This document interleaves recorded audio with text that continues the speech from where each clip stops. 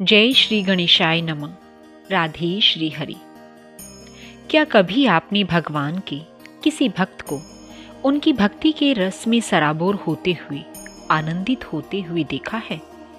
क्या कभी आपके मन में कुछ ऐसा महसूस हुआ कि एक इंसान किस तरह दिखाई न देने वाली इस अदृश्य शक्ति की तरफ आकर्षित होता है?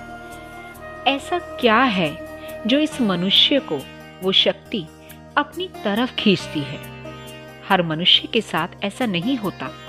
सिर्फ उन्हीं के अंदर ये सोच जागृत हो सकती है जिन पर हमारे प्रभु की असीम कृपा होती है, या जिनको वो चाहते हैं अपनी कृपा का पात्र बनाना। और ऐसा आनंद तो उनकी निस्वार्थ भाव से की गई भक्ति से ही प्राप्त हो सकता है। कभी कभी जब कोई भगवान की भक्ति करता है तब उसे वो आनंद प्राप्त नहीं होता, क्योंकि मानव भगवान की भक्ति धन से करता है, तन से करता है, लेकिन मन से नहीं करता। क्योंकि अगर मानव मन से भक्ति करे तो आनंद मिले। मन से भक्ति करने का अर्थ यह है कि मन भगवान को स्पर्श करे। मन जब तक भगवान को स्पर्श नहीं करता तब तक भक्ति बराबर नहीं होती है। गंदगी से भरा हुआ ये शरीर प्रभु को स्पर्श करने लायक नहीं है। भगवान को तन से नहीं, मन से मिलना है। जो झूठ बोलता है, जो कपट करता है, उसका मन भगवान को स्पर्श नहीं कर सकता। अति शुद्ध मन ही भगवान को स्पर्श कर सकता है। अपने व्यवहार को शुद्ध रखने वाला ही भगवत भक्ति को प्राप्त कर सकता है। मनुष्य जब पाप करता है तो वो सोचता है कि उसे कोई भी नहीं देख रहा।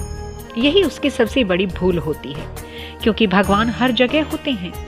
अपने व्यवहार को जब हम शुद्ध करते हैं तभी भक्ति शुरू होती है।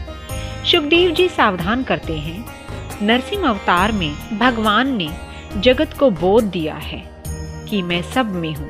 प्रहलाद की जैसी भक्ति करो तो मैं प्रकट हो जाऊंगा। भक्ति से भगवान प्रकट होते हैं। सुखदेव जी महाराज वर्णन करते हैं, प्रहलाद जी नरसिंह भगवान की गोद में विराजमान हैं। प्रहलाद जी नरसिंह भगवान की स्तुति करते हैं। आप भी भगवान की स्तुति करो, भगवान का वंदन करो। आपका मन, आपकी वाणी शुद्ध हो जाएगी। किसी पुरुष या किसी स्त्री की स्तुति मत करो और किसी भी मानव की निंदा भी मत करो। निंदा करना पाप है, किंतु याद रखना, किसी भी मानव की स्तुति भी नहीं करनी। किसी स्त्री पुरुष का जो वर्णन करता है उसका मन बहुत बिगड़ता है। कई बार आपने अब जीवन में खुद भी अनुभव किया होगा कि आज आप जिसकी स्तुति करते हैं, थोड़े ही दिनों के बाद आप उसकी निंदा भी करोगे। स्वभाव बदलता है, जीवन भी बदलता है। मानव की निंदा और प्रशंसा नहीं करनी। प्रशंसा करनी है तो भगवान की करो। परमात्मा का वर्णन करने से, प्रभु की स्तुति करने से वाणी और मन शुद्ध होते हैं। भगवान अति सरल हैं। उनके एक एक सद्गुणों का स्मरण करो। भगवान जैसे सुंदर हैं वैसा ही उनका स्वभाव भी अति सुंदर है। संत सर्वकाल भगवान की स्तुति करते हैं। आप सर्वकाल ना करो तो कोई हर्ज नहीं है। दिन में 3 बार अवश्य ही स्तुति करो।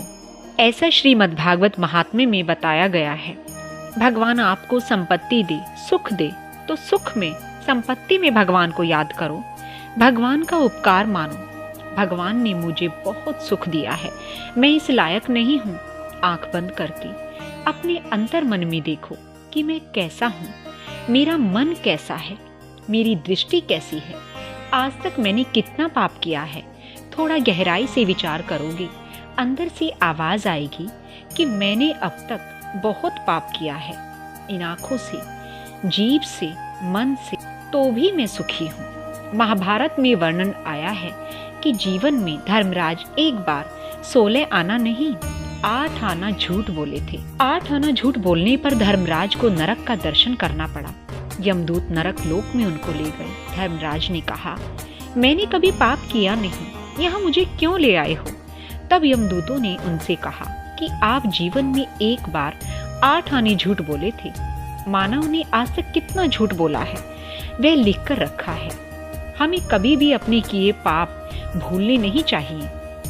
पाप को भूलने से अभिमान बढ़ता है। जो अपने किए पाप को याद रखता है उसका अभिमान धीरे धीरे कम होता है। मानव लायक नहीं है तो भी भगवान उनको धन देते हैं, मान देते हैं, सुख देते हैं। भगवान की कृपा से मैं सुखी हूँ। सुख में भगवान का उपकार मानो, सुख में भगवान को साथ में रखो। जो सिर्फ सुख भोगता है वह दुखी होता है, जो भगवान को साथ में रखता हुआ सुख भोगता है वह दुखी नहीं होता। सुखी होने पर सदैव भगवान का उपकार मानो, उनका गुणगान करो। सुख में डूबना नहीं, सुख में और अधिक भगवान को याद करो, उनकी स्तुति करो। आपके जीवन में कोई बड़ा दुख का प्रसंग आएगा ही नहीं। राधे श्री हरि।